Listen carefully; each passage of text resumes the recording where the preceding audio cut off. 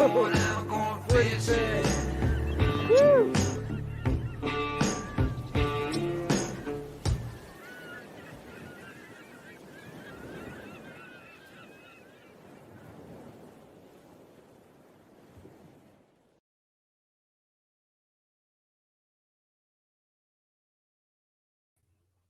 Hey everybody, I'm Jim Sammons and welcome to the Kayak Fishing Show live. As always, brought to you by all these great sponsors strolling across the bottom there. And each of these episodes have been brought to you by Patrick Sebile's A Band of Anglers. Before we get going on the live show, I want to wish well to all of our friends that are freezing their butts off around the country, particularly down in Texas. That's just nasty, the big fish dies I've seen and all that. I really feel bad for them.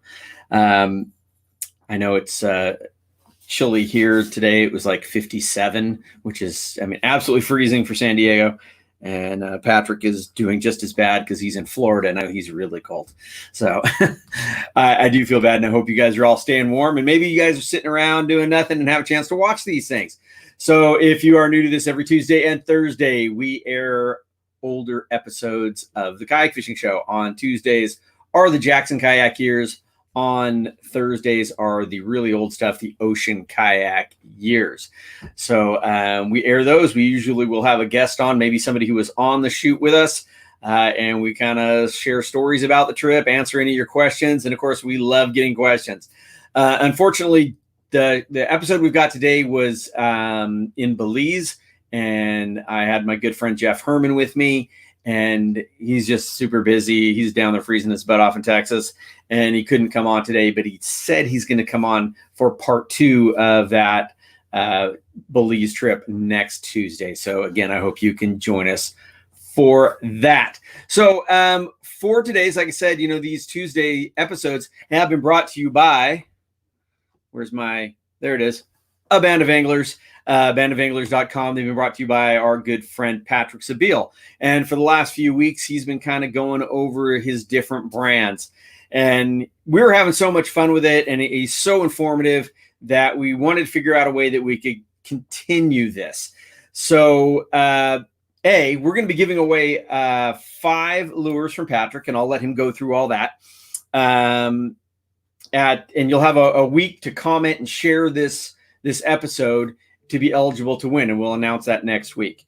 But he's going to come on today. We're going to give him a little extra time. We're going to talk about the beginnings before we air the episode, the Belize episode. We're going to talk about Patrick's idea behind A Band of Anglers, his thoughts behind the different brands, give a kind of overview of the brands, maybe a look at the different products that he's going to be doing, and then we're going to get into a real breakdown every week of a particular lure. So he will say the up and down,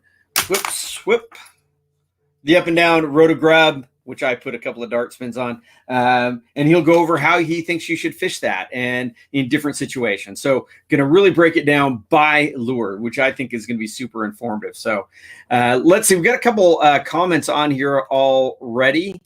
And wow, let's see. Liam joining us from Kayak Fishing Tales. And if you guys are watching us on Facebook, we also air these on our YouTube channel, Kayak Fishing Tales. My phone is blowing up on me here. So on the YouTube channel, if you hit subscribe, you're more likely to get notified of when we come live. So I always encourage people to subscribe. Whether you want to watch it over there or here, doesn't really matter. But if you subscribe over there, you're more likely to be notified. Charlie Bond from Hawaii. Awesome, man. I haven't been to Hawaii in a few years, and what a beautiful place. Jane Wilson, always joining us. I thank you so much. Hope you're doing well. Jenka Lee Jenka from England. Awesome. My mother's from England. Zachariah from up in Central California, Northern California, that way. Thanks for joining us, man. I do appreciate it. Daryl Jackson. Janos Weiss from rainy Florida. I don't know. Patrick looks like he's sitting in the sun. I don't know what part of Florida you're in. Daryl in D.C. Anyway, there's a few more hellos there, and I'll get back to them in a little bit. But with no further ado, so we can get going on talking with Patrick. And actually, we kind of got a special thing. His twins' birthdays are this week. So we're going to actually show a little video of them also. So, Patrick, how are you? Hey, I'm doing pretty good. And my good friend Janos, which I've not seen for years, but we met fishing on the Dania Pier, close to Hollywood, Florida, many years ago for snook. I know he's a big, avid kayak angler.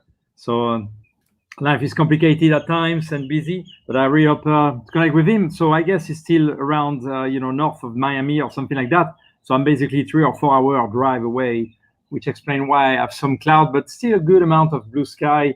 And it's not that hot, not that cold, not that rainy, and very, very sorry for all of the friends and people we know which are very badly hurt right now by that cold, especially in Texas.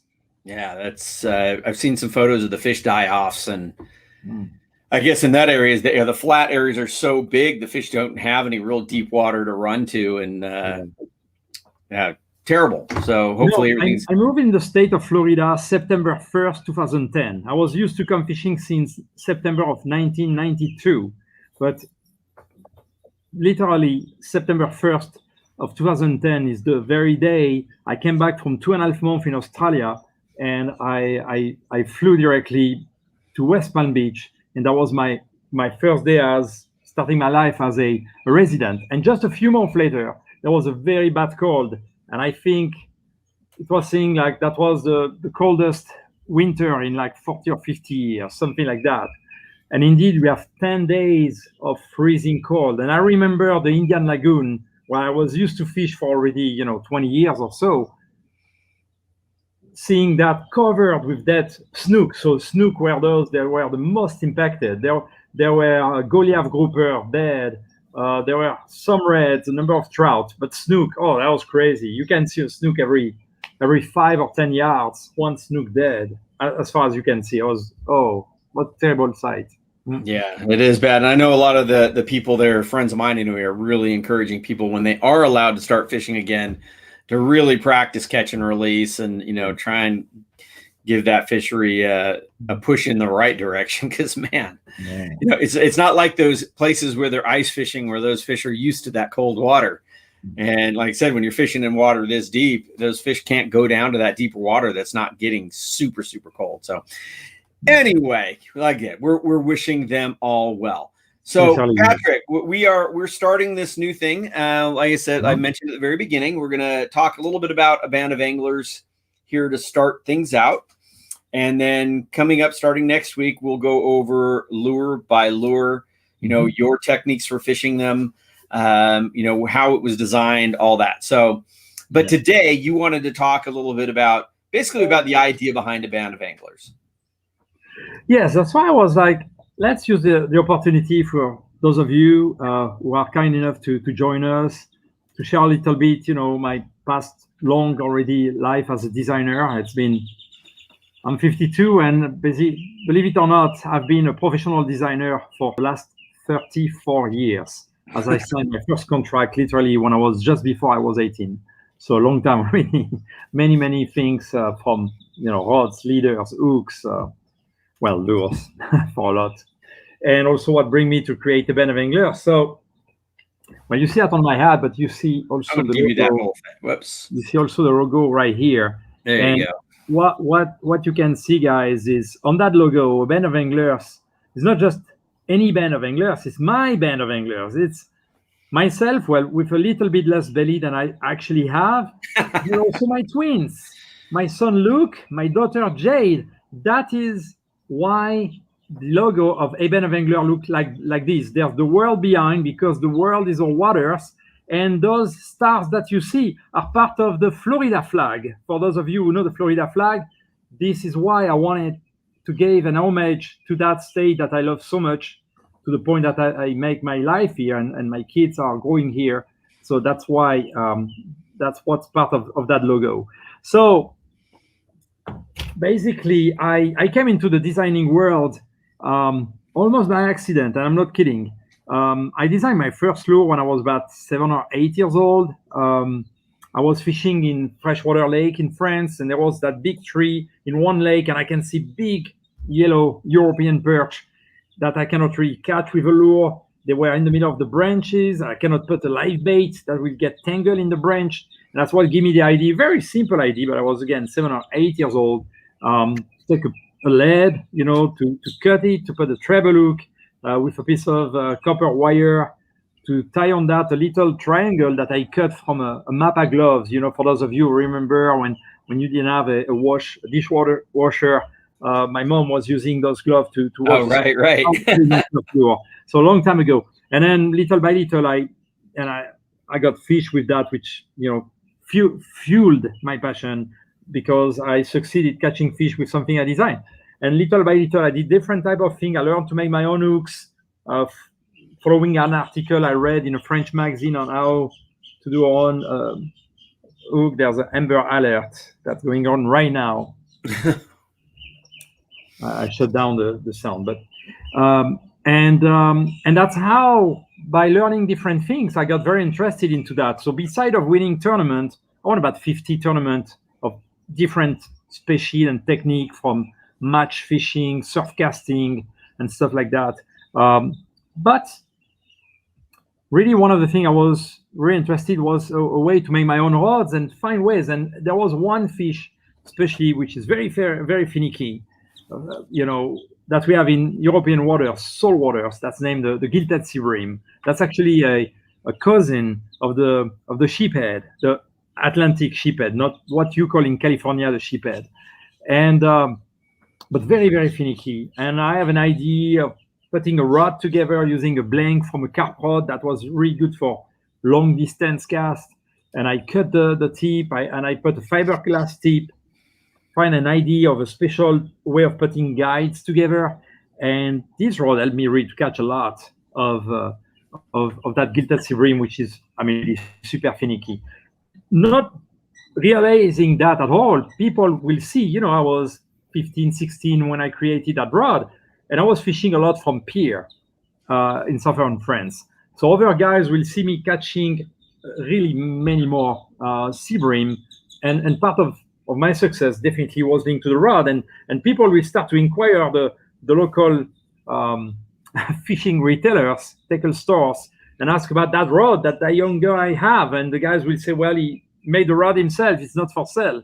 And when I visited my first show ever, the only one I paid the entry fee, actually, when I stopped by to CERT, which is one of the largest Western European companies, the sales guy recognized me, saw me a few times in store, so I was the guy with that rod, and he took me by the arm and said, come, I want to introduce you to the CEO of the company. And that's how I was met with Francis Coutu, who then told me right away that he wanted to make and produce the rod for me, sell it, and then pay me a royalty for that. And when he says so, I just say, just naturally, without thinking twice, I say, well, but I've made a dozen of different rods. I have some innovation that I made for myself to make them more efficient. Why don't we come with the whole range? And the last 5 or 10 seconds seems to be an eternity to me, because he stopped speaking, and I was like, oh, what did I say? I was afraid I would break the opportunity I had, which, again, I was not aware of. I just came to the show for my first time as a crazy angler, like many of us here are, just thinking about fishing, and I wanted to see for myself a show and see the new tackle and everything. And again, for those few seconds, he didn't say a word, and I was afraid that the opportunity coming to me was gone. And then he hit the table and said, bingo, let's do it. And basically the next week I was in their office signing my first contract. I was not even 18. And so yeah, I designed a number of rods. So I won. So just to give a bit about, little bit feedback about those times.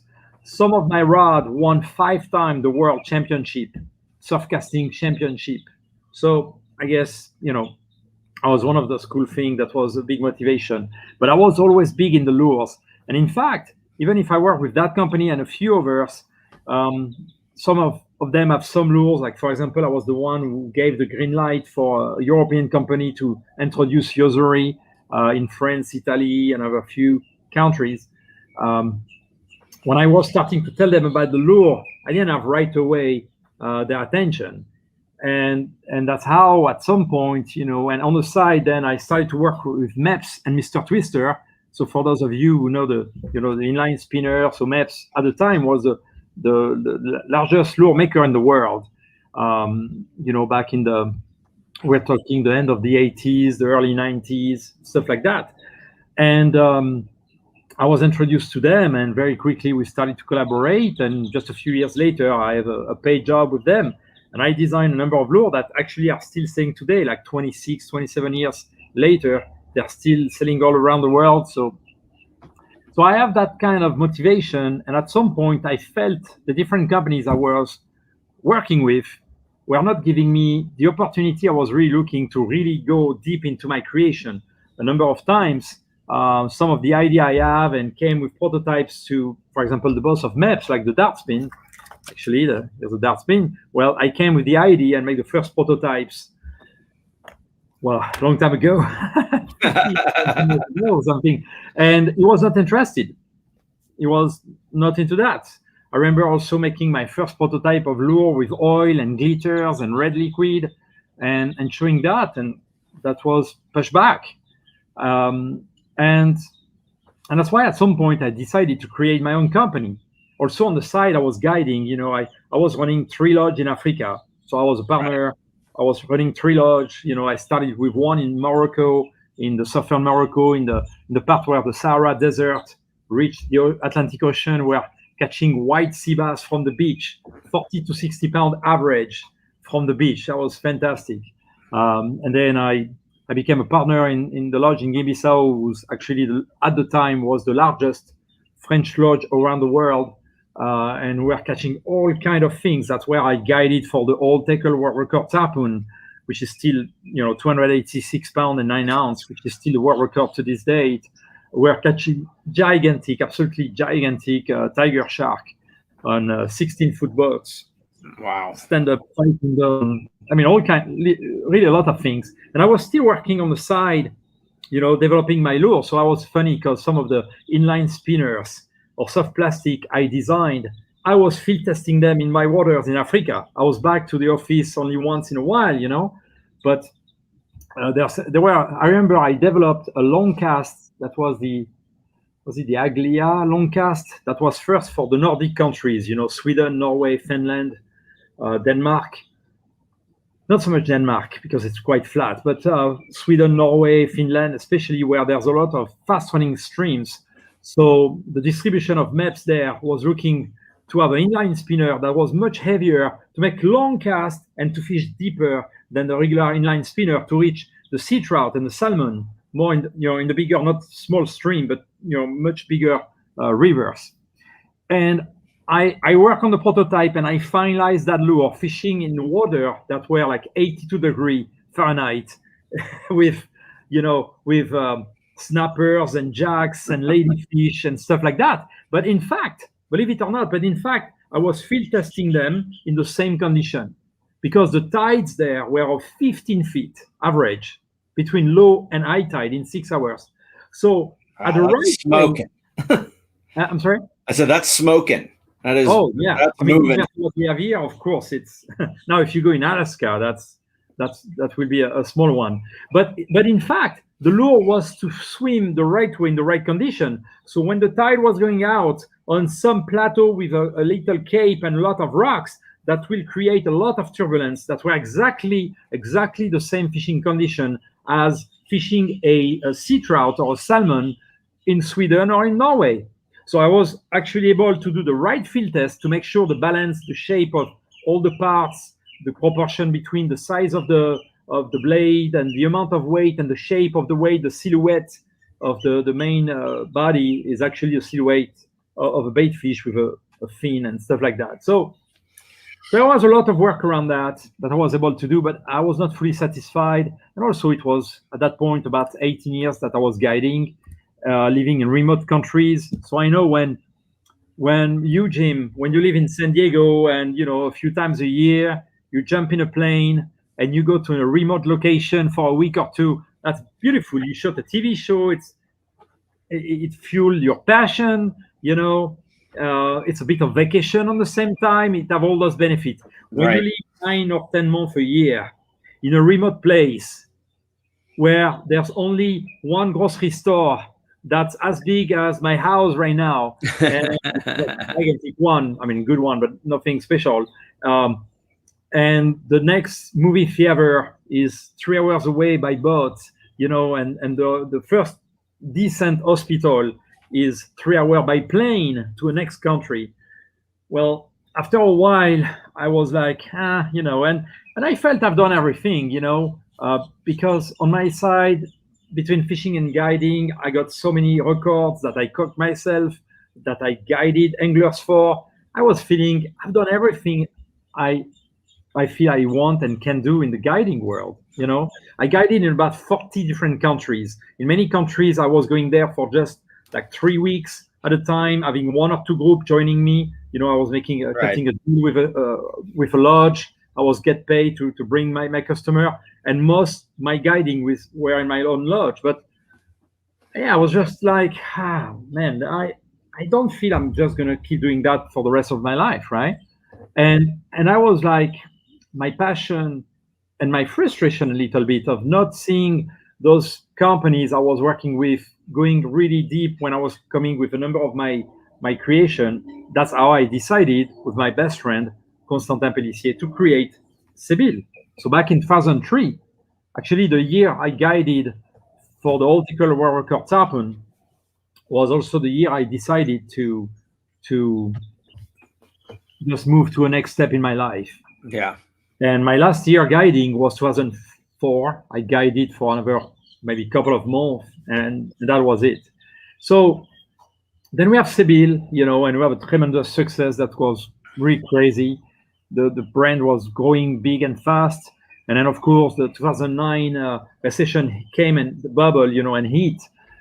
And that was a crazy situation for us because on one side, we're having so many orders, we cannot provide enough product. But on the other side, the bank suddenly with the bubble were not willing to help with helping us, to order more goods and stuff like that. So it was a very complicated time. And at the same time, literally the same week, I got both Rapala and Pure Fishing who reached to me and say both of them wanted to hire me as a designer and were looking to have the Sebile brand joining their portfolio of brands. And after some discussion and putting things on the floor, not just looking at the financial, but also looking at the life quality, because running your own still little company, we were about a dozen people, I think, at the time, but I was working all the time. I was engaged with a lady in Colorado, and we split, and a big piece of that was me be gone all the time. I think in 2009, if I'm not wrong, and I'm pretty accurate, I think I slept 306 nights in hotels in 1 year. Wow. So, that's crazy. Hey, Patrick, I got to jump to a couple of comments, questions. Yes. I know there was, now they scrolled by so fast.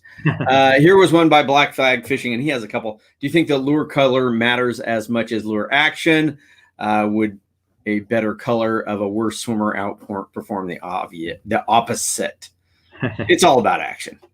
Yeah. So Mr. Black Flag, I am definitely the person who believes the color doesn't matter at all, but it's the least important of the important points.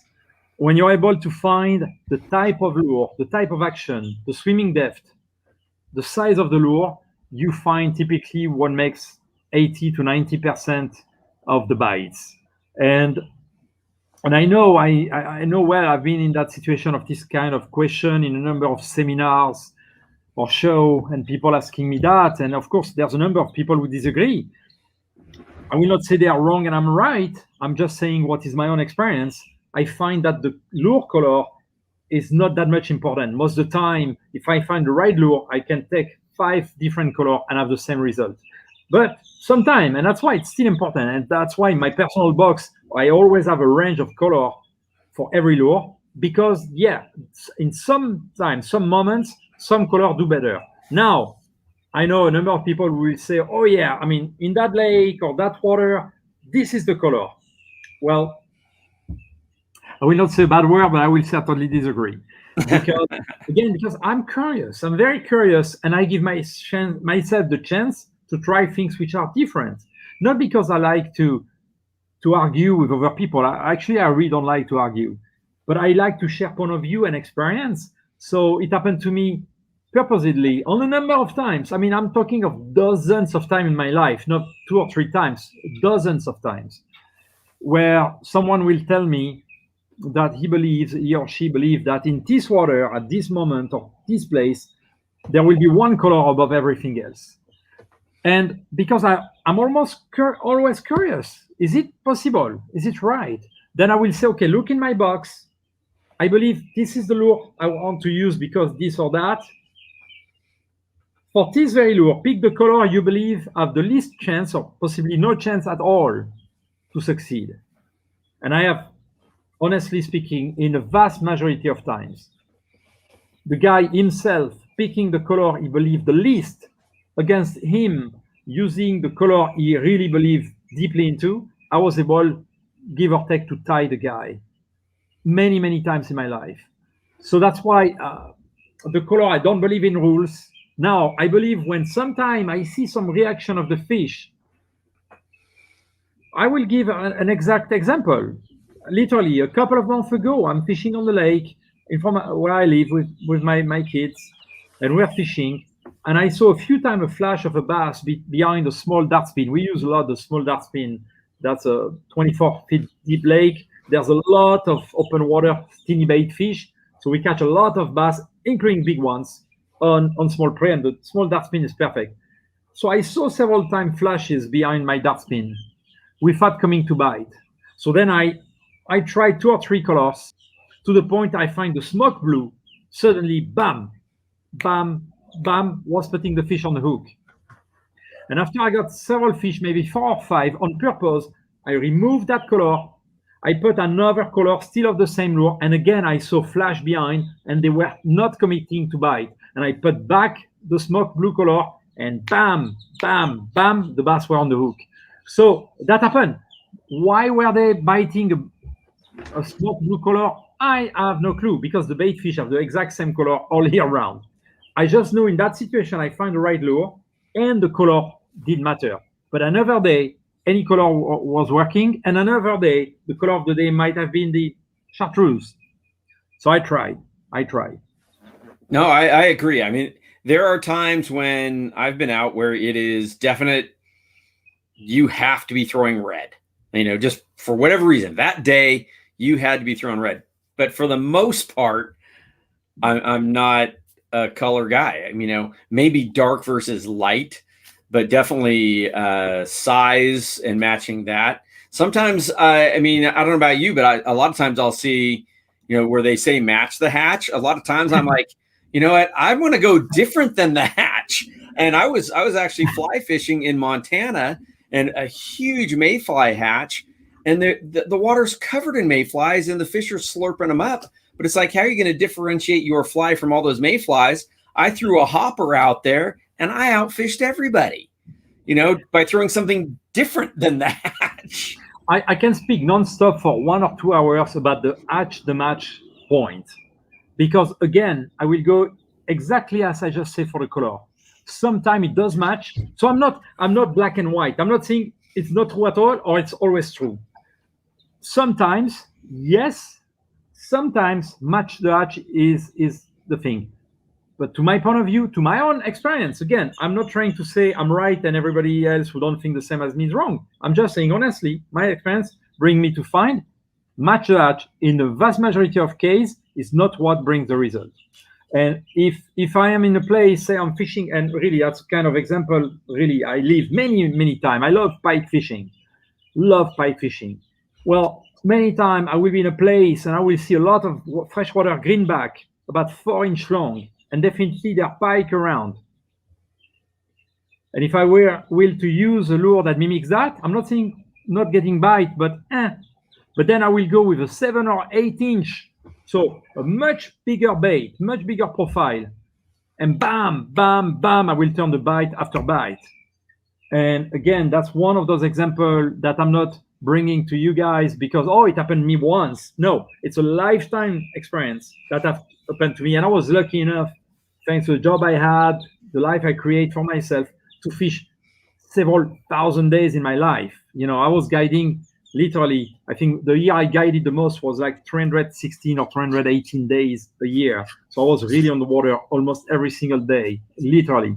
And paying attention, that's one thing. I mean, that's one of the big drive I have when I fish is to make my brain work. I love visuals. I love the feelings. I love to work a bait. I love to feel a bite. I love to fight a fish. But somewhere in the back of my brain to make that machine, boiling and trying to understand what's going on and how can I be one step in front to understand how I'm going to turn the bite on. I love the day the bite is very good and easy, but somehow I even love more the day that's not the case, where I have to fight. And then at one point I find, bam, the solution. And then I turn bite on when a normal approach will not bite. Because I guess it's kind of an intellectual side of the fishing pleasure that fishing procures to myself. But about a color, I will just finish on that one. That, to my point of view, says a lot. I was the designer for Maps and Mr. Twister for, a long time. I mean, like 12 years or something like that. But I was very funny because at the time, there were much less color. When I started to work with them, there were much less color. You have the silver with red dot. You have the gold with black dot. You have the black with yellow dot. I mean, there was like 6 or 7 colors. Okay, there were the all black. There were the copper. Well, that was very funny because I think it was in Lithuania. People will tell you, oh, yeah, when you fish and you have a clear sky, you need to have the dark one. But in France, for the same fish, just a few hundred miles away, people will tell you the exact opposite. So people were so much deep into the belief that was right. They will never challenge it. So they will never try otherwise. And of course, they just get comforted in their idea that, oh, for that condition, that color works. Remember, the bait fish have the same color all the time. And remember, the number one captor of most predator, not on the earth, but in the water, are their lateral line. Their lateral line is that radar that feel the underwater waves of a bait fish or a lure swimming, and that's what turn them, possibly, not always, but on to go biting. Their eyes is here 99% just to finalize the bite. Okay? So in the example I gave a bit earlier, I saw several times bass coming behind my dart spin and making a flash and going away. So they were attracted by the vibration. And when they were about to bite, for some reason, the color I had at that moment was not the last element needed to turn the bite on. And finding the right color in that case, which happened to me also a number of times, then was important. But most of the time, they feel that, they go and they bite this thing that they believe is a prey. And the color have close to no importance. I really believe in probably about maybe 90% of the time. Again, that's my belief. I respect other people if they think otherwise. I'm just speaking of what have happened to me. And the many times I tried something different and I succeed. I agree. I totally agree. And some of the comments here do as well. And thank you for those answers. Somebody asked, where was it? Blinda Binda? Blinda Binda 123. Patrick Sebile should make a lure that mimics an eel, so I can get some fatty striper with it. Yeah, I have a number of lure under development, but I'll be honest with you guys, many of us, I think, have been badly hurt by this pandemic, and I have to scale down my company. We're in tough times. We're really in tough time. We're still just a young 3-year-old company, and there was a number of lure I was planning to launch those coming couple of years that I will probably postpone for at least 2 to 3 years. And definitely a lure, a heel-like lure, was definitely one of the things in the work. Now I have a sand eel, which is still a slender type of bait, but it's only a 7-inch. So I don't know if you tried my sand eel. You're of course very welcome. You will see, thanks to the soft tough material I used, that paddle tail sand eel have a lot of kicking and also have a lot of roll. And there's a cut on the back that allow, when you hook the fish, that the fish can kind of spit out most of the soft plastic. So you really use 100% of the hook gap to hook them properly, and you can fish it pretty close to the bottom. But that's not a true eel, to answer your question. So sorry, Linda, you have to wait a little bit. Well, the curly min as well have a similar type of action. I know you had one of those there, and I've caught quite a few fish on that sand.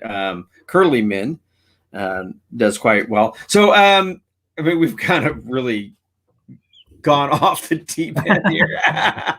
I want to make sure that we show the lures that you said you wanted to give away.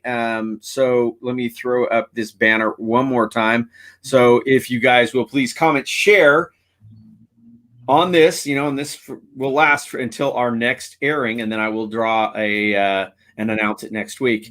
Yeah. You'll have a chance to win 5 lures from Patrick Sebile Band of Anglers. So let me give you. I'm going to give you the full screen here, Patrick, so you can show them a little better. So a quick thing. So basically, after I joined, Sebile and myself joined Pure Fishing, and 7 years with Pure Fishing, there was a change of ownership, and suddenly, well, like many other people, we have to look for a new path. And really, at that moment, that is where the idea of a band of anglers, with at the very core of it, well, my little family with my twins, boy and girl, came to mind. Because, well, I was lucky enough that several companies reached me, proposed me to work with them, and I was really appreciative of that. But I was thinking maybe that's the right time to do my last shot as my very own company and adventure, because that's really an adventure. I love adventure. Fishing is part of an adventure, to my point of view. I prefer to live an adventure than to read one in a book or to see one on TV, which I still do like. But creating a company is an adventure, and when you go through something like the COVID, that's part of those cliff situation where you feel like, well, I like the adventure, but maybe I don't like that so much. But let's look forward and move forward. And when I put together that band of angler, I was like, I'm going to put all my knowledge, all the thing I do with a vision of the future. And basically, this very week, Friday exactly, February 19th, is the 5th birthday of my twins. And well, I guess many of you are parents, and you know what it means when you think about your kids, and you love them to death. They are the most precious thing, the best motivation, and you must be a rock for them, that they can rely on despite anything going on, which is very, very tough. And I really think about all the many people who have been very badly hurt by the COVID. We are hurt. I am hurt with my company, definitely, but there are some people who are always in a worse situation. And I sincerely have a thinking for all of these people, and some of you who are probably very badly hurt by the COVID. But hopefully we're moving forward. And when I put that together, I was like, well, I'd like to have a range of different baits, because I really can do a number of things, and it's better to have different brands. And that's why today, because my kids are turning 5, I'm going to give 5 lures. So I'm going to try to go a bit quickly to show you those 5 lures. Oh yeah, look. So that's, oh, thank you, Jim. So that's a very precious little video. It's in French, but I'm sure even if you don't speak French, you understand the excitement. And my kids speak perfectly English, by the way. C'est la première fois qu'on fait un triplé. Look, that's the first time ever that with my twins we got 3 fish together at the same time. Daddy hooked one, my son hooked one, my daughter hooked one, and we landed those 3 bass, no giant, whatever. But that very moment, my twins and I got the first triplets together. They're so excited. Très fier de vous, Luc. T'as été très fort. Oh, they are. Très bon pour ramener They are. Merveilleux. Jade, t'as été aussi incroyable. Oh yeah, just to see that already. Tu peux toucher. It's amazing. You see, we have that little plastic boat on the lake, and just a trolling motor, and just go there. And look, my kids have been using the dart spin. They have a 3.5 dart spin. I have a 3.6 inch.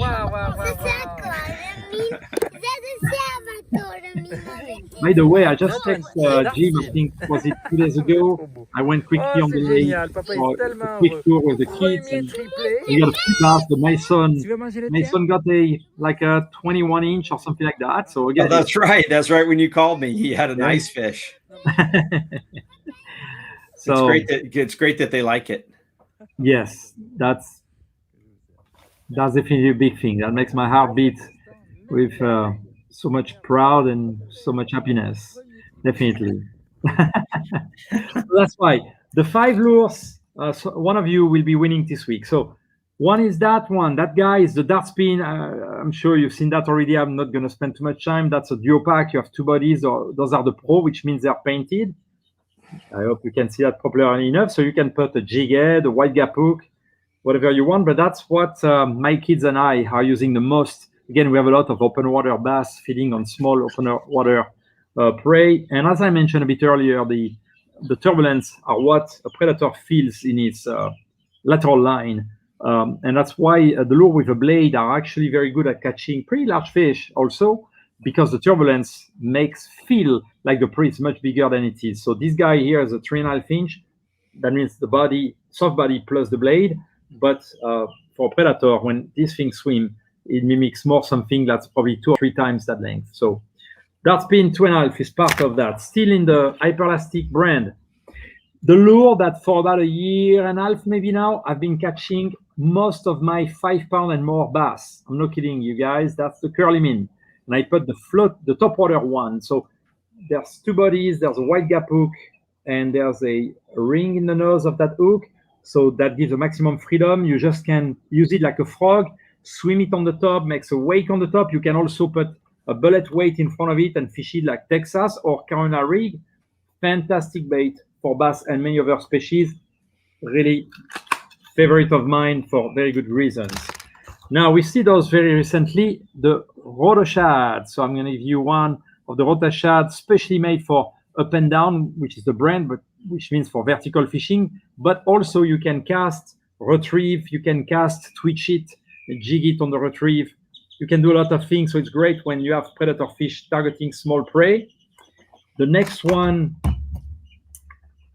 is a Spooltech Fatty 5 inch, a bass special that have a braid leader.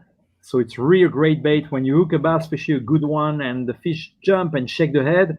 You are very little likely to lose the fish because there's a concealed leader in the body. So the lure will go away like 6 or 8 inches away from the hook. So that will remove all the leverage. That's why you lose less fish. It's a very, very good bait. And that's a fantastic patent invented by Chris Walsh here in Florida. Very, very good thing. That will be part. And the 5th lure to win is one of my ocean-born. That's also one of my favorite. That's the whiteback minnow. That's my big 6-inch long minnow with that very unique bill, as you can see, that have a double anchorage into the nose. So it's pretty old very well, and it creates very little resistance. That's why you can reel that bait as slow as you want to reel it. You can reel it fast. You can jerk it, twitch it. You can burn it. You can even throw it all the way to 23 knots. I don't know if any of you, when you go in your kayak, can reach 23 knots. I don't think so. But that's a great bait, whether you want to cast it or troll it. So those are the 5 baits to win this week. So I'll be very pleased to send that to a winner. Awesome. And we will, at the end of the week, I will do a random drawing. But you have the whole week to watch this. You know, I know that a lot of people don't watch these things live. You watch them later. So just comment, share, and then you'll have that opportunity to win. And so, again, this was kind of an introduction. Beginning next week, Patrick will come on probably for a little shorter time. But we'll be giving information on lure specifics. So, you know, again, you know, whether it's the Roto Shad, and we'll talk about, you know, what was the thought process behind that particular lure, how he thinks you should fish it or recommends fishing it, or how he designed it to fish, or all that kind of stuff. So again, you can see all of the stuff, and I've tossed it up there if you, it's still up there at abandofanglers.com. And please, we are very pleased to have your business. We hope that you love the bait I create and we distribute. We're still a very small company, tough times. So any order, count and help us out very much. We're very appreciative, myself, the family, and all the band of that. So thank you very much, and thank you, Jim, as always. Can't wait now to watch that show you're gonna bring us about Belize fishing. Yep. Thank you, Patrick. I appreciate it. I'm gonna drop you down. So yes, so you see that airplane flying over my head, and I'm fishing right underneath it somewhere. There we go. We were at Belize River Lodge. Awesome place. I think one of the coolest things about the Belize River Lodge, it's just got a super cool old lodge vibe. It's not some new place. It's not all glitzy. It's just got a real authentic feel. It's a lot of fly fishing there. Although I don't recall doing any fly fishing on this trip. I actually went back there again and shot another episode where we did strictly fly fishing. I brought my wife there because we loved it so much. It's just a super cool place. You sit down and eat together, family style. The food was amazing. The people were so incredibly friendly. The guides were awesome. I know on this trip, as tends to happen to me, we had some pretty nasty weather. And again, I haven't gone back and watched this episode, so I don't remember exactly what happened in part 1 versus part 2. One story, they've got this. God, I can't. My mind's gone blank. But they have an outer lodge. They have the main lodge on the river, and then they have the outer K lodge, and it is so amazing. You're like on your own little private island. And just a fantastic little spot. I mean, whether you're out there to fish or just to hang out, absolutely amazing. So we had a little bit of weather, and there was it's a small place, but so let's say there's a big French door opening going out onto this patio, and then you walk about let's say 20 feet, and there's a wall at the back, and then doors on each side going into each bedroom. And I remember one night I'm laying in that bedroom, and we have it all opened up, to get the nice tropical breezes going through there. And in the middle of the night, I wake up because my foot is getting wet. And it's like, what is going on? And literally the rain was coming in sideways through the front door. It was, the wind and the rain were so nasty that it was coming in sideways and hitting my foot in the room 20 feet down the hallway. So it was like, are you kidding me? This is how weather affects me while I shoot my show. It tracks me down. No matter where we go, I get the weather. But again, this was the first time we went back again because it is such an amazing place. So I think there's a couple of comments here. People thanking Patrick. Thank you, Patrick, for your passion in fishing. Also saying all those lures are great. She also shared the stream. Janos is throwing out some memories of Patrick there. So anyway, so like I said, this is an absolutely amazing place. Like I said, we went back and did fly fishing. Again, I was hammered by wind on that one. And we saw the fish, but being a neophyte fisherman, a fly fisherman, high winds was not for me, but my friend Damon, who we were fishing with, still managed to get some fish. So anyway, with no further ado, let's get this episode going. This week on the Kayak Fishing Show, we are in Belize. We're at Belize River Lodge. I got my good buddy Jeff Herman along with me, and we're going to do some kayak fishing where we've never been before, going after fish that I've never caught before. It's going to be a great show. Stick around.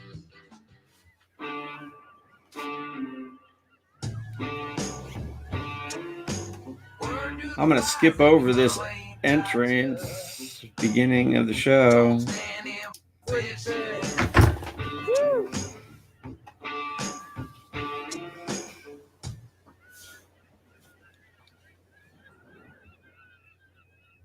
This week on Jackson Kayak's Kayak Fishing Show, Jim Sammons and Jeff Herman hop a flight to Belize to fish with Belize River Lodge. Jeff has had this trip in the works for years, but it wasn't until he met owner Mike Husner that it all came together. Mike and his staff have an amazing week planned for the guys, fishing for permit, bonefish, and tarpon in the mangroves. Day one in Belize, it's humid, but it's absolutely gorgeous. The river's all swollen and overflowed, but we're gonna go out to the K to do some flats fishing. So we'll come back and visit the river here in a couple days, but hopefully we'll get out to the island on one of those flats and find some bonefish, permit, some poons. About to get it on. Kayak Fishing Show, Belize. I've not caught bonefish. I've not caught permit. So the opportunity to do that is pretty exciting. There's also a good snook fishery here and some really big tarpon.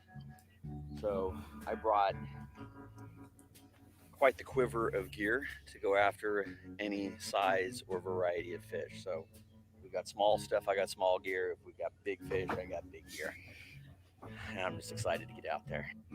We brought on this trip, Jeff arranged the kayaks. We weren't really 100% sure what we were gonna need down here.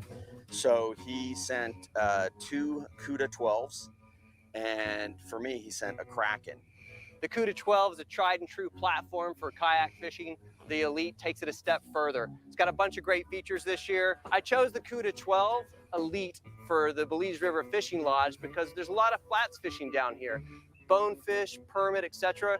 This is a boat that paddles well, but you can also stand up, sight cast, even fight a fish standing in the Cuda 12. So I figured it would be a great way to get after the flats fish down here in Belize. Well, I got my buddies KP, Kingpin, King Permit, and Mike, our guides are going to be with us on this trip, and they're kind of squaring us away with some of the wiggle jig. And I know Mike is still guiding there. On fish. This is the stuff that they use, the stuff that works here. So, you know, we brought a lot of tackle too, but we're going to start off definitely using their stuff. I'm going to pause it right there. If anybody is interested in going to this place, and like I said, it's an awesome, awesome place. These kayaks are still there. They are still there, as well as 2 more that we brought on the next trip I went. We brought a couple of the mayflies, which were pretty much a dedicated fly fishing kayak. So there was no shortage of kayaks. If you want to go down there, they've got the boats for you. Some tube jigs. Tube jigs for Barracuda. Those things spin. Oh, you know, typical first day, just sorting things out. We got to load everything up because we're making about a 45-minute run out to the island, Long Cay. Yeah, so we're heading out to Long Cay. We're gonna have that little lodge all to ourselves.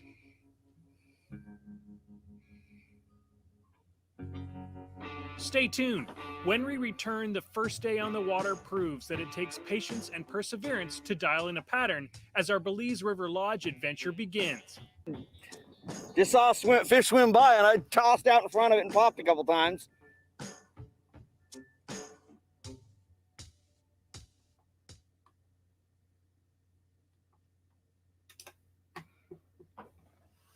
I know we spent a lot of time on this one hiding from the wind. Show. This week we're in Belize, fishing from the beautiful and remote Long Cay Lodge. Jim Sammons and Jeff Herman have the help of local guides to dial in the pattern, and today will be their first attempt at finding the permit, bonefish, and tarpon that they came for.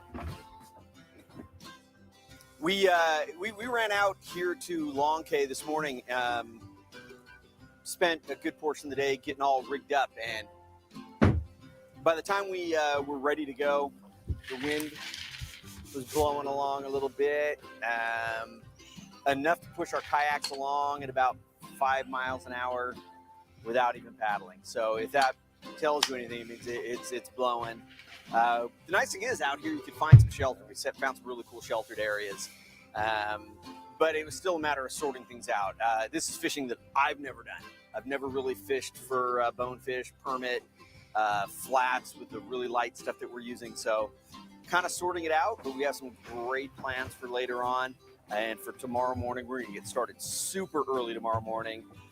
There's an area where these guys are telling us that that's where you have to be there early. We'll see rolling tarpon, and hopefully we'll get our shot at those bigger fish and then explore this amazing place, because it is so cool.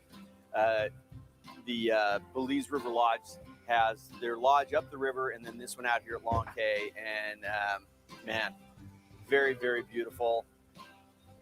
I feel like I'm on Gilligan's Island. The challenge we have going today, we decided yesterday, I caught a little mangrove snapper, but I mean, it was a baby fish. It doesn't count.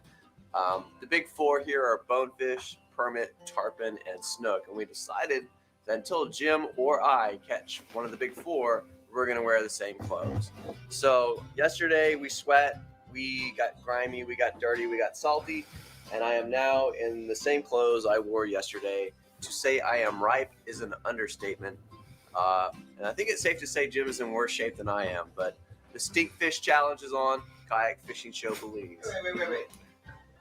Why are you saying I stink worse than you do? Yeah, sure. Show us your mug sleeves. They're just a little dirty. I don't know why. I mean, that doesn't mean I stink worse. Come on. Stinks. We're going to get an early start and try to hit some of those early rollers on the tarpon on the back side of this island. Thankfully on the back side of this island, because the front side of this island is blowing. Doesn't matter how you shake, as long as you shake.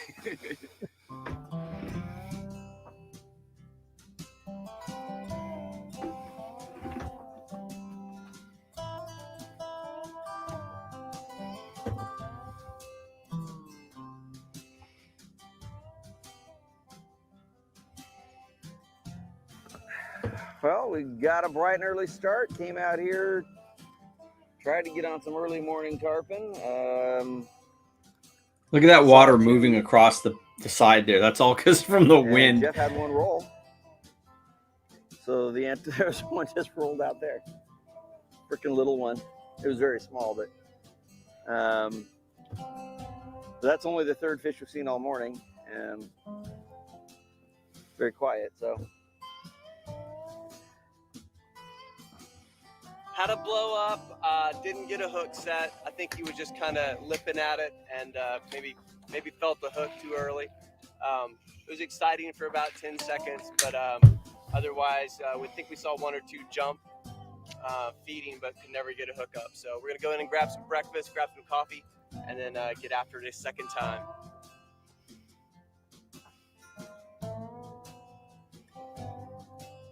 Got a couple of new pieces of gear on my kayak for this trip that I have not really used before. One is the paddle keeper, which is right up there on the bow, but it also works as a stakeout pole keeper. The other thing is this park and pole from Yak Attack, which is also a push pole, and it's an extra large one, so it's really long. I just stick it down through my scupper holes. The nice thing is it's 3-piece, so A, super easy to travel with. But for when we were in the shallower waters yesterday, I was using it just in 2 pieces. Today we got in some deeper water, like we are kind of here. And I can just stake myself out and continue to fish in a set area. We were doing that earlier on a river, so I could hold my position in the river. So a couple of great pieces of gear from Yak Attack. If you're going to be fishing the flats, you got to check them out.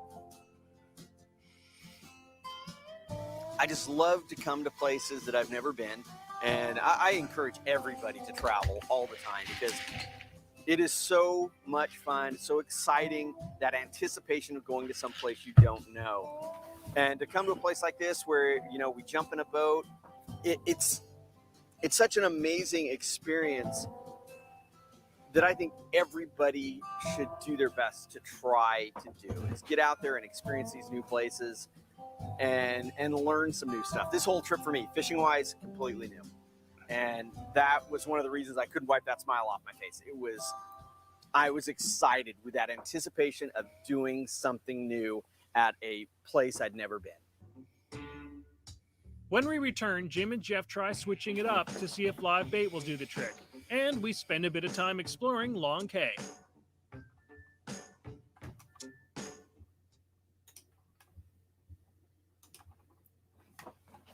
David Devine says, I'd listen to Patrick for the whole show. Yeah, that's why I have him on as a guest a lot. And he will be on the show, you know, initially showing off his lures every Tuesday. I mean, he is, like I said, the guy's got like 900 species of fish or something like that he's caught. So just a wealth of knowledge. Mike Torres, how are you? Joining us from Belize River Lodge, our wonderful guide down there. Man, good to see you on here. I really appreciate it. Tell everybody we said hello. Surge from from Snowden, Ottawa to Mike McKenna in Snowden, Texas. Crazy weather. So anyway, thanks everybody for joining us. Let's keep this thing rolling.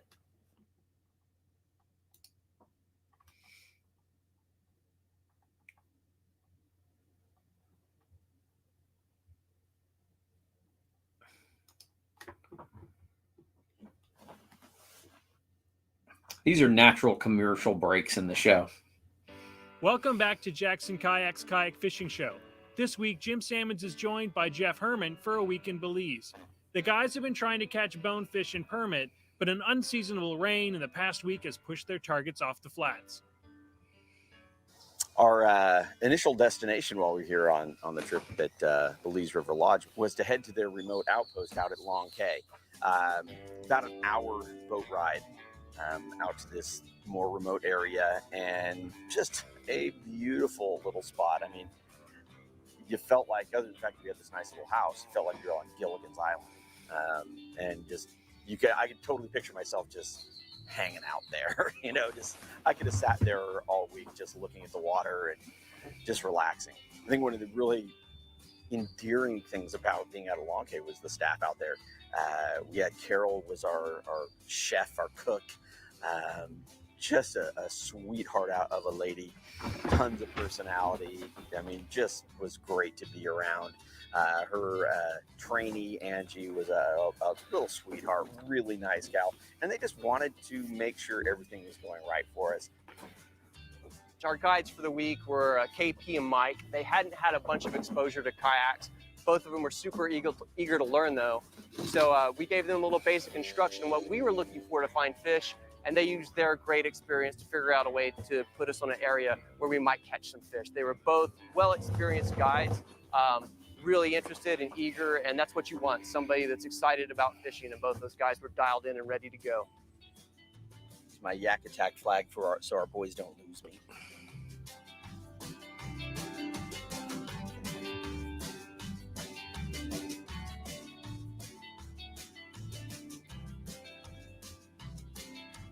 Fish on, I just saw a fish swim by, and I tossed out in front of it and popped a couple times.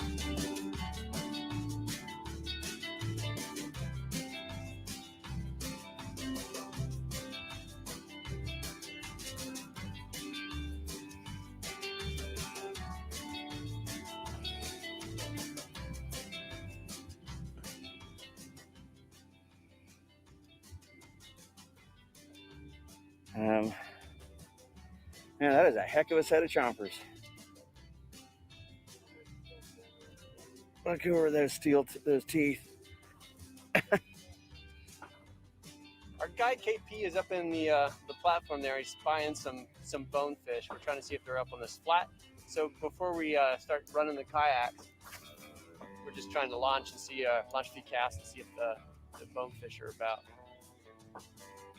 I think for a trip like this, it's important that you bring a variety of fishing tackle, fishing gear, rods and reels, because you're going to be going after bonefish, small fish, where you're going to be fishing a little bit lighter setup, lighter Seaguar fluorocarbon leaders. So I brought Seaguar fluorocarbon leader from 12 pound to 100 pound on this trip, and every one of those weights in between got used. You're going to go for that lighter line for the bonefish and for the permit.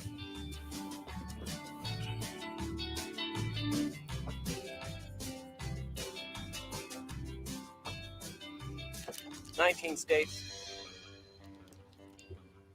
3 intergalactic fisheries, Pinky Lily.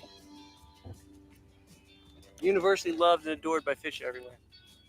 When you start looking for snook, then you want to have 40 at least pound leader or 50, because they have really sharp gill plates, and they're just notorious for breaking your line, and they're also notorious for running up underneath in the mangroves. So you need a little bit heavier rod and reel setup, more backbone, and a little bit heavier line. When we return, we'll meet the fishing icon and owner of Belize River Lodge, Mike Husner, and the guys make their first push for tarpon in the channels. When you wake up in the middle of the night and it sounds like it's pouring with rain, But you walk outside and it's not, and the noise is just from the wind. That's what we had. Crazy wind. So I was about to say there, we were talking about the line strength for snook. You talk to Patrick, when I fish with him, he's like, yeah, you got to use at least 80 pound for snook. And I mean, he'll fish 100, 130 pounds Welcome for back snook. to Jackson Kayak's Kayak Fishing Show with Jim Salmons. This week we're exploring the beautiful coastline of Belize from far-flung Long Cay Lodge. Long Cay is the remote outpost of Belize River Lodge, the premier fishing lodge in the country. Belize River Lodge has been an icon here for decades, with old-school charm and decades of rich fishing history. The crew immediately feel like they've come home. I'm Mike Husner, and we're here at Belize River Lodge alongside the Belize River. Primarily, I've seen it evolve in the last 30 years from 80% spin fishing, 20% fly fishing. Now it's about 90% fly fishing. I always like to see somebody bring a spinning rod because if the windy conditions or conditions are such that spinning rod is more practical. But, you know, if a guy brings 5 fly rods and 1 spinning rod, I know he's very practical and wants to catch some fish. There's something special about going to an older lodge that's been around for just decades. I used to get the same thing down at Punta Colorado, down in Mexico. I mean, old pictures of guys catching fish, 30, 40, 50, 60 years ago.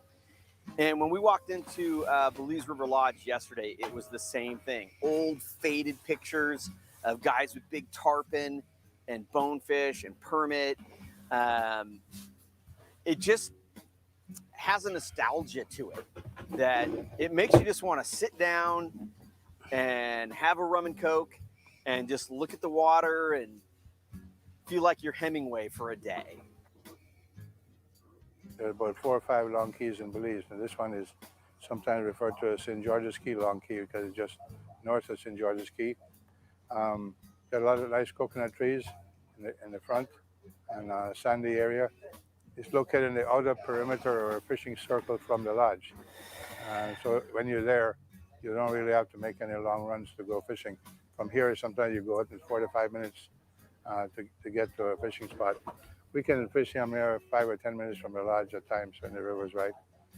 But Long Key is a nice spot because it's got flats and channels and creeks and everything in the area. So the 4 primary species are always there, plus barracuda, snappers, ladyfish, and everything else related to the reef and the reef area. The one piece of equipment, and I travel with so much tackle, it's ridiculous. The one thing I didn't bring was hooks because I was kind of told that we were basically going to be fishing artificials this whole trip, that there was no live bait fishery really here. So I didn't even bring it. And my plan was to bring a pack of hooks just in case anyway, and I forgot. So we had no live bait hooks. So with that, we started raiding my Sebile soft swimmers. So it basically this giant worm hook to use on our live bait.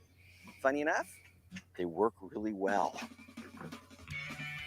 And there's nothing like the sound of, man, that clicker going off for the first time. When you've been struggling to catch fish for a few days and hearing that clicker start screaming off your reel that first time, man, how exciting.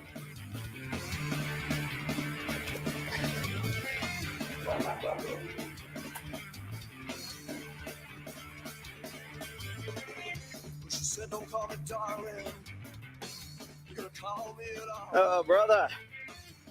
It's got a little tarpon here, not too big. Right off the bat. He's still very green. I need him jumping in my lap, so just keeping a nice steady pressure on him and gonna let him do his thing for a second, maybe get away from me a little bit. Because I got him right near me.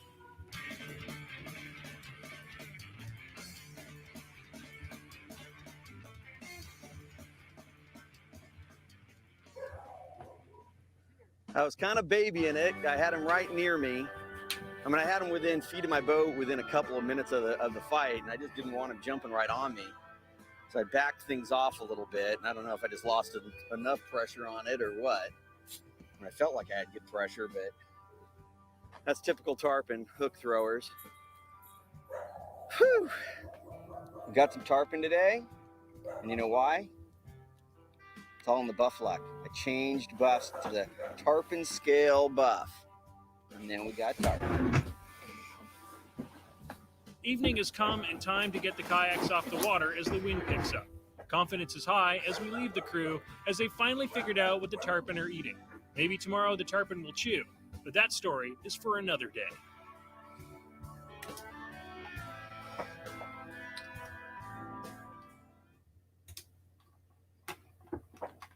So, yeah, I excuse me. I ended up catching quite a few tarpon on that on bait, as well as on one of Patrick's other lures from when it was Sebile lures, his splasher, and just turned into a really fun afternoon. I think anyway, those other fish are on the other episode. Like I said, we have part 2 airing next Tuesday. Blenda Benda is, I'm in New Hampshire and it's raining. Again, we're thinking about all our friends who are in the areas where it is cold, down in Texas particularly. Black Flag Fishing, philosophical question here. If one tips a jig with bait such as squid, is she still jig fishing? I would say you're dead bait fishing at that point. Generally speaking, if you add bait to a lure, it really affects the swimming action. Most of the time, people hang a piece of squid off an iron and then just soak it on the bottom. But you know what? It doesn't matter. If you're fishing and if it's working for you, that's what's important. I'm not a purist in any fashion, whether it's, I know guys who are just so hardcore fly fishing, they'll only fly fish on a trip. I want to fish with what's going to work, because for me, it's pulling on the fish that I enjoy. It's hooking that fish that I enjoy. It doesn't really matter how I go about doing it, as long as you're doing it ethically. I like it. Love, like I said, I know I got one on a splasher. So, getting a tarpon like that on a top water, there's nothing better. But, if you need to add a little bit of flavor to your lure to make it get bit, and those tough bites, do what you got to do, man. Catch some fish. That's the fun part. Is pulling on fish. And I always say, don't let anybody tell you how to have fun. People say, oh, it's not pure kayak fishing if you have a motor on it. It's like, it doesn't matter if you're having fun. Just have fun, because kayak fishing is fun. Fishing is fun. I don't care if I'm fishing off my boat. I don't care if I'm fishing off my kayak. I'm fishing walking down the bank. Fishing's fun, and that's why we do it. So thanks again to Patrick. He had to jump out a little bit early, so but he will be back next Tuesday. Again, this Thursday we will be back. With unless, like I said, I've got construction going on in my house and it's kind of been screwing me up every Thursday, but should be doing another show here this Thursday, and I believe it's part 2. Part 1 aired quite some time ago of our trip down to Panama with a couple of friends of mine, Craig and Kelly. I also have another giveaway coming up, and this is from my good friend Ricky Zuniga with Roach Coach. So I'll probably keep this giving it away to somebody down here in Southern California, because this is a bait system for guys who do hoop netting for lobster. So, but I'm going to have some of these to give away on Thursday, thanks to my good friend Ricky Zuniga at Roach Coast. So please join us this Thursday for that episode. Mike says the big tarpon are here. Wait. Or they're waiting for me, I'm assuming. I'd love to go back and get on the big tarpon. I said we finally have actually been able to schedule a shoot. I'll be in Louisiana next month, and then I'm actually going to go fishing with Patrick the month after that.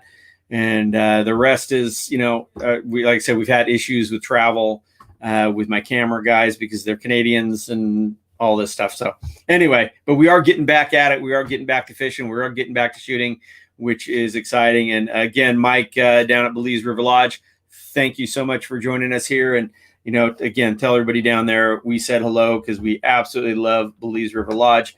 I highly, highly recommend this place. Just for the people, the ambiance, everything about it is just super, super cool. So I do encourage you guys to, again, comment, share, whether you're watching this live or not, because you will then have your chance to win those 5 lures from Patrick Sebile, and we will draw the winner of that before the next show next Tuesday. So again, comment, share, thumbs up, all that stuff is all good, you know, and we really appreciate it. And again, I always appreciate everybody who joins us. David Devine says, cheers to you, man. So with that said, we definitely ran long today, Pat. Once you get Patrick talking, it's hard to stop him. I have a hard time jumping in and going, hey, we're running out of time. We usually run these shows for an hour, but obviously when Patrick gets to talking, I just like to sit back and listen because he is so passionate about it, and I enjoy it, and I hope you guys enjoy it as well. So anyway, if you are going out fishing, and we've got a small craft advisory going on right now here locally, so I hope you're not going out on the kayak, at least not on the open water. But if you are going out fishing, please remember always wear your PFD and keep your paddle right side up. We'll see you on Thursday.